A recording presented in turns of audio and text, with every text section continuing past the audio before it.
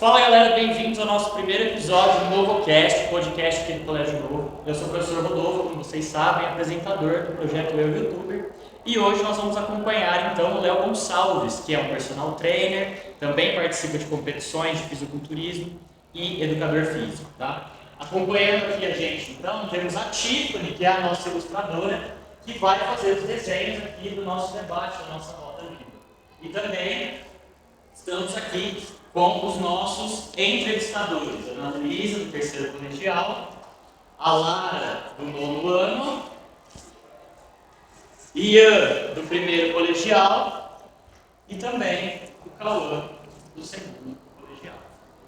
Nosso entrevistador é Leonardo Gonçalves. Vamos começar então, galera. Este é o primeiro bloco de 3 blocos de perguntas para o Léo. Quanto foi que você sofreu com a sua alimentação? Na sua opinião, o que seria uma dieta correta? De sofrer para alimentação, isso pensando na competição, né? Para competir, foi uma redução de 17 quilos em 70 dias. Para encaixar na categoria, eu precisei baixar 5 quilos a mais para garantir que eu enquadrasse na categoria. Então, esses últimos 5 foram os mais difíceis, porque já estava pronto e aí precisava baixar mais do que seria o timing mesmo, o ponto necessário. E ali foi mais sofrido porque foi desgastante, porque tinha que abdicar muita massa muscular, então foi um períodozinho mais chato. Agora, uma dieta, como você disse, uma dieta... Isso é individual. Então, por exemplo, cada um vai ter uma demanda, cada um vai ter uma doença, cada um vai ter uma faixa etária, cada um vai ter uma cultura. Então, uma dieta adequada ela não existe. Se você cravar alguma regra para alimentação, ela é muito difícil de você dizer. A gente tem uma cultura de comer arroz todos os dias, feijão. Em outros países a gente não vai ter esse mesmo cultural. Então isso vai variar de acordo com região, com a cultura, cada idade vai comer de um formato, o sexo, tudo varia. Então não existe um padrão para isso. Em relação a esporte, tudo fica um pouco mais delicado porque tem que ser na régua, tem que ser tudo medido, tudo pesado. Para o fisiculturismo, por exemplo, é tudo com balança. Você não come uma caloria sem estar medindo. Então, são 100 gramas de arroz, não são 110. São 200 de frango, não são 250. Então, a gente tem que ter todo esse cálculo para tudo que a gente ajustar percentualmente, ou então tira 10 gramas, coloca 10 gramas. Então, é uma alimentação bem difícil de você fazer. No quesito organização, no quesito querer comer mais, não poder, então é muito relativo. Agora, uma adequada só com um profissional para estar delimitando isso.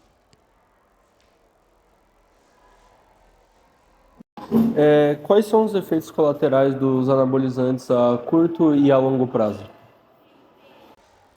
O que seria um anabolizante? Ele não é uma substância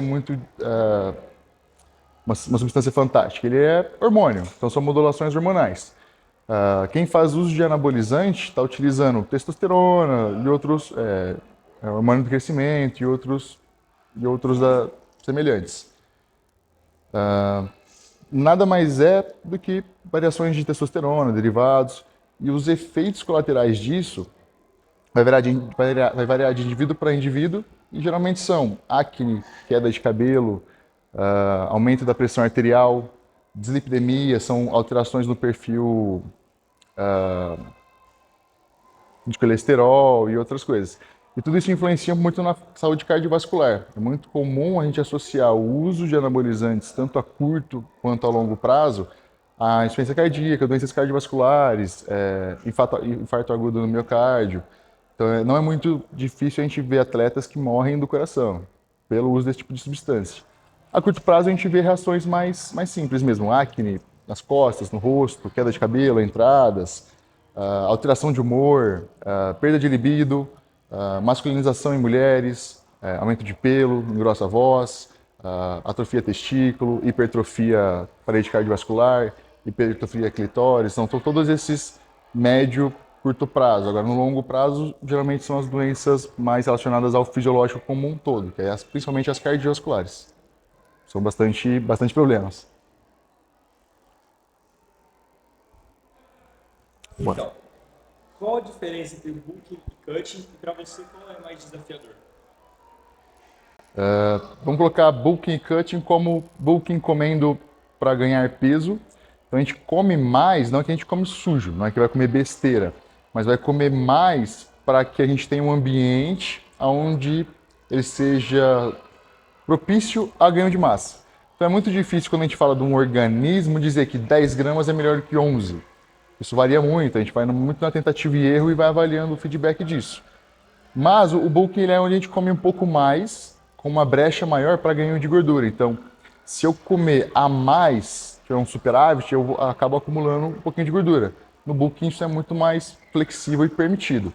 No cut, a gente entra numa fase onde a gente está de finalização e preparação para um campeonato. Então, o primeiro passo é definir uma data, cravar quantas semanas a gente tem dentro disso e vir fazendo o mesmo processo de feedback. Faz, reduz, avalia, faz, avalia, faz, avalia, vai vendo a resposta. E o mais desafiador dos dois, com certeza, é o cutting. Porque no bulking você come muito livre, você tem mais refeições livres, você come o que você gosta, mais fácil de encaixar coisas besteiras mesmo, coisas livres. E você come para se saciado, ou até mais do que isso. Agora no cutting você já não come muita variedade, às vezes são as mesmas coisas. Chega a ponto onde você começa a tirar sódio, então as coisas passam a não ter tanto gosto. Você já não tem opcional de comer, por exemplo, uma balinha, você tem que considerar aquela caloria e você já não tem essa liberdade mais, então é um momento mais difícil. Então com certeza o cutting, mais sofrido.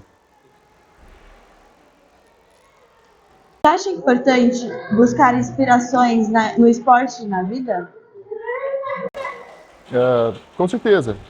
Quando a gente se inspira em alguém que conseguiu construir alguma coisa, alcançar alguma coisa, essa pessoa mostra pra gente uma referência do que a gente pode alcançar. Às vezes a gente não imagina que pode, a gente vê alguém que conseguiu, essa passa a ser nossa referência, isso é muito importante. No meio do processo a gente vê às vezes que consegue superar aquilo em muitas vezes, e aí é excepcional. Mas eu acho que é perigoso a gente ter referências, né? Mas também é super necessário. Acho que é o que move nossos sonhos, nossos objetivos. Bom, pessoal, então depois de uma pausa para a gente beber uma água, se refrescar, agora é a hora do segundo bloco de questões e a gente começa mais uma vez com o Cauã. Vamos lá? Então, como surgiu seu interesse em musculação e na academia? O interesse na musculação começou, igual a pergunta dela, com base em inspirações. Meu tio ele era praticante de musculação e eu bem pequeno, 10, 11 anos, eu achava legal, porque ele tinha braço grande, que era fortão, e ele praticava alguns treinos em casa. Na época tinha menos opções de academia, então fechava aos finais de semana, não funcionava em horários tão amplos. Então ele tinha alguns equipamentos em casa, que ele improvisava, e eu achava legal ver ele treinando. Então eu achava legal tanto ele ter o físico que ele tinha, quanto ele treinar. E aí eu enchia um saco dele, eu queria usar, mas peso grande, não dava certo. Ele improvisou algumas garrafa PET, alguns pesos improvisados, e a gente fazia alguns treinos em casa. Então desde daí eu tive esse interesse. Como a gente tinha menos academia, a gente tinha menos literatura, então não tinha academia que eu pudesse utilizar. Então eu continuei em casa alguns anos, na verdade. Meu avô também improvisou algumas barras, foi ficando um pouco mais estruturado, mas de qualquer forma, tudo no improviso. E daí, desde então, não parei mais. Eu fiz lá 13, 14 anos, consegui acessar a academia antes ainda do permitido e não parei mais. Aí só fui trocando de academia, mas a sequência é de lá até então, direto. Qual atividade física você recomendaria para quem quer começar no mundo dos esportes? Cara, em relação à atividade, primeiramente, quer começar, não está fazendo nada, qualquer uma a que seja mais fácil de você iniciar. Se é mais fácil você ir na academia, você tem essa estrutura, você tem esse tempo, vai na academia. Se você só consegue sair de casa para caminhar 30 minutos, faz isso. Agora, se você tem todo o tempo e disposição do mundo, vai para uma academia de musculação. A gente entende a musculação como uma base para todo esporte. Então, tudo que você usa de atividade, você está movimentando o seu corpo. Então, você está usando os músculos, as articulações. Na academia, a gente consegue sistematizar e deixar isso mais um funcionamento geral. Então, a gente nivela melhor isso e ainda consegue ajustar isso para a modalidade que você pretende fazer. Então, primeiramente, aquela que você consegue e, de preferência, a musculação mesmo. Seria a mais ideal. divide seu treino? É preciso variar os exercícios? Em relação a treino, depende. Pensando no fisiculturismo, a gente tem uma intenção estética. Então a gente busca ter ganhos e se enquadrar em algumas categorias. Então a gente tem que ficar avaliando um pouco daquilo que é a necessidade mesmo. Então o treino ele acaba seguindo essa demanda. Cada semana é uma semana, então cada dia é um dia. Quanto mais próximo da competição, isso varia mais. A gente vai buscando lapidar, que o pessoal comenta, que é direcionar o foco para aquilo que a gente gostaria de melhorar. Então não tem uma receita muito bem definida de treino. A gente vai acaba ajustando ele ao passar das semanas. Há mitos sobre academia na adolescência? Tá. Em relação a mitos e infância, o principal é que vai atrapalhar o crescimento. E realmente a gente tem discos na estrutura óssea que eles fazem parte desse processo de crescimento. Se a gente fazer uma sobrecarga muito grande, isso realmente vai resultar num retardo. Agora, não vamos expor uma criança a um treino de um atleta. Então, tudo é sistematizado e adequado para essa faixa etária. Então, assim como medicação, tratamentos, escola, tudo é ajustado para a faixa etária. Então, não tem uma limitação, mas a demanda de atenção ela é maior para uma criança, assim como é para um idoso, para uma gestante, é o que a gente chamaria de grupos especiais. Não dá para simplesmente deixar uma criança numa academia, onde pode acontecer muitos acidentes, ou a própria execução do exercício, só que com uma carga inadequada para ela, vai gerar malefícios. Agora, poder? Pode. Inclusive, em muitos casos, deve. É mais interessante uma criança fazendo a academia do que ela sedentária, engordando, adquirindo doenças. Então, esse é o principal mito e é uma besteira. Hoje em dia, a gente vê muito mais criança praticando. O ideal é que seja num ambiente mais controlado. Talvez com personal, talvez no estúdio, redes, talvez não seria o ideal. Bom, pessoal, então vamos para o nosso terceiro e último bloco de perguntas. E desta vez a gente começa com a Ana Luísa. Vamos lá? Uma dica que você daria aos jovens que querem iniciar na musculação? Tá. Uma coisa que a gente vê corriqueiramente. Cuidado com diquinha de TikTok, porque sai uma tendência, a gente recebe essa tendência, dá 2, 3 semanas, começa a ver uma loucura na academia. Não adianta imitar treino de atleta, não há segredo em treino. Treino é o básico. No dia que você avançar no básico, falar, estou excelente no básico, tenta uma coisa diferente. Agora, uma variação que vai moer o glúteo, o quadríceps, o peito, não faz isso. É besteira. Segue o professor, vai na onda do que está sendo oferecido na academia, que é mais coerente, geralmente. O quão determinado e disciplinado tem que ser para chegar no topo e conquistar a honra do esporte? O esporte, muitas vezes, ele é um jogo de abdicação. Por exemplo, quando a gente fala de fisiculturismo, a gente tem que pegar um período, 50, 60, 70, 100 dias, um ano, onde a gente não come o que quer, passa muitas horas de treino. Na musculação a gente coloca 2, 3 horas de treino, tem esportes que demandam 5, 6, dietas absurdas, ou tem que comer demais, ou tem que comer pouco, ou tem que ter uma rotina de 2, 3 horas de treino, 1 hora de fisioterapia, 1 hora de consulta, exames, gastos absurdos. Então, o esporte, quando a gente pensa em resultado, em performance, ele é basicamente abdicação e resistência. Primeiro a gente tem que resistir à mente, segundo a gente tem que resistir a toda a rotina e toda a demanda. Seguir como hobby, ok, mais interessante, mais saudável. Agora, quando a gente fala em desempenho, performance, é abdicação total. Então, tudo que você puder abdicar e seguir é o ponto. Então, esporte para rendimento é difícil. Como funcionam as categorias da musculação e qual você está atualmente? No fisiculturismo masculino, a gente vai dividir em 3 principais categorias, sendo ela a Men's Physique, a Classic Men's Physique e a Bodybuilding. A Men's Physique, você usa bermuda, é o que a gente chama de shape de praia, onde é mais interessante aquilo que a gente demonstra da cintura para cima e no máximo a panturrilha, que a gente vai estar usando a bermuda. A Classic, a gente já é aquela categoria onde o Arnold competia.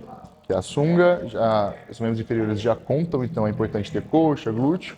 E nessa categoria a gente já busca um enquadramento melhor entre o que é o ombro e o que é a coxa. Então a gente tem que ter uma visão mais em V, em X. E no bodybuilding, o acréscimo disso. E aí já passa da bermuda para a sunga, da sunga para uma sunguinha um pouco mais fina.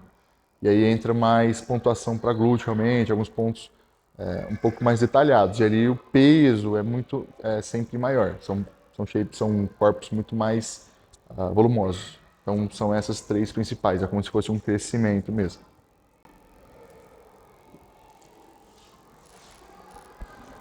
Então, para você, qual é a maior dificuldade que os atletas brasileiros de musculação enfrentam? De musculação, acho que hoje em dia está muito bom, na verdade. Já passou a grande fase de dificuldade mesmo, porque hoje o mercado está movimentando muito. Então, todo mundo quer vender suplemento, todo mundo quer vender academia, todo mundo quer ter uma rotina saudável. Na internet, todo mundo quer postar que tem uma rotina matinal, que tem uma rotina de yoga, que tem uma rotina de treino, que frequenta determinada academia. Então, para o que é o fitness, para o que é o esporte, isso vem sendo muito bom. Então, isso estimula a concorrência de academias, então não para de abrir academia, não para de ter adeptos. Pensando no que é o esporte, hoje em dia tem muito mais campeonatos. Hoje ainda é um tabu ainda esse tipo de esporte, as pessoas não entendem, mas mesmo quem não entende hoje já sabe que ele existe. Eu acho que hoje está muito fácil, está muito dentro do que já foi, hoje está muito fácil. Todo mundo que quer iniciar geralmente consegue uma estrutura legal, independente de... Claro que vai variar de regiões, mas qualquer lugar do país hoje você arruma uma academia, nem que ela seja toda enferrujada, mas você consegue. E quando a gente fala de cidades um pouco maiores, esquece. Tem para determinados públicos, estúdios, academias, centros de treinamentos, para vários níveis, preços. Então hoje está muito fácil de acessar. Os campeonatos vêm sempre crescendo mais, conquistando mais público, mas ainda é um esporte que está crescendo. No Brasil a gente não tem muita opção, muita variedade do que é esporte, né? Futebol, vôlei, basquete, aí começa já a não ter tanta visibilidade. Mas isso aí é com todos. Eu acho que hoje está muito bom para o esporte. Qual é o seu ponto fraco na academia e na vida? Como luta contra isso? Então isso aí seria o que é um defeito, né? Eu acho que eu quero dar conta de tudo. E a todo momento, e tem coisa que não depende só de mim. Então eu tô com 18 coisas para fazer, e aí eu dependo da sua agenda, por exemplo. Nossa, isso empaca outras 4, 5 e é sempre caos. Então é caos o tempo todo. Então acho que eu ser muito acelerado assim em relação aos projetos, as coisas para fazer, eu acho que é uma coisa que me atrapalha. Então isso em treino me atrapalha a conseguir treinar, ter tempo para treinar, me dedicar para treinar. E na vida é o puro caos que isso gera. Então acho que esse é o ponto. Como é a preparação para subir a um palco de competição? Primeiro e mais importante, se você quer começar, você já começa a se preparar para isso. E aí o segundo mais importante é definir uma data, porque aí a gente possibilita traçar uma estratégia. Se você tem uma data, então eu tenho 10, 12, 15 meses, um mês para me preparar, a gente começa a traçar uma estratégia para isso. Terceiro ponto são os profissionais que vão cuidar disso. É sempre uma demanda não multidisciplinar, mas interdisciplinar, onde a gente tem que ter médico, eventualmente psicólogo, fisioterapeuta, o próprio treinador, então, nutricionista, nutrólogo. Então são várias demandas e aí entram bastante custos também. Mas para se preparar, primeiro à vontade, determinar um período e procurar os profissionais adequados. Não adianta fazer sozinho, porque a gente não vai conseguir chegar muito longe nisso. E a partir daí é o processo que a gente conhece já um pouco melhor, que é bulking, cutting. Dentro da musculação não tem muito segredo. Ganha-se o peso, vê qual é a categoria que mais se enquadra, que mais deseja competir, e aí entra no processo. Ganha o peso, faz a redução, percentual de gordura, fica uma coisa mais estética e se apresenta na competição. Faz treinamento de poses, e aí cada bloquinho desse período ele já é mais conhecido, mas a trajetória, resumidamente, é essa. Você acha que o objetivo é algo determinante para a sua profissão?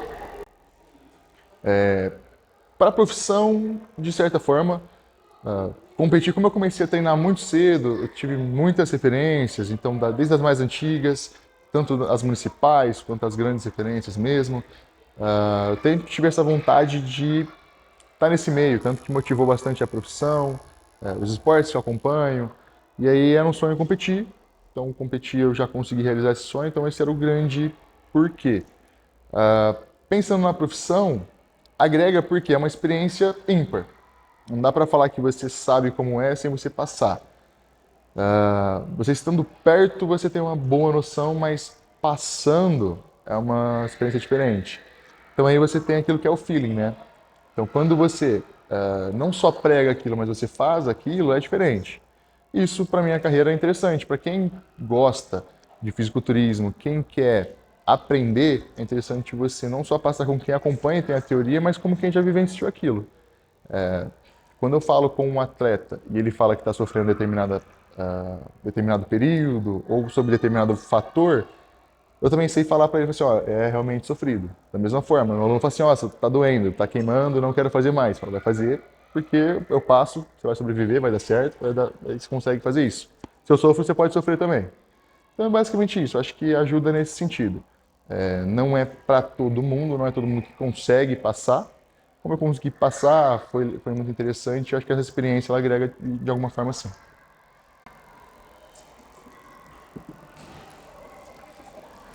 Então, e atualmente, como você está dividindo o seu treino?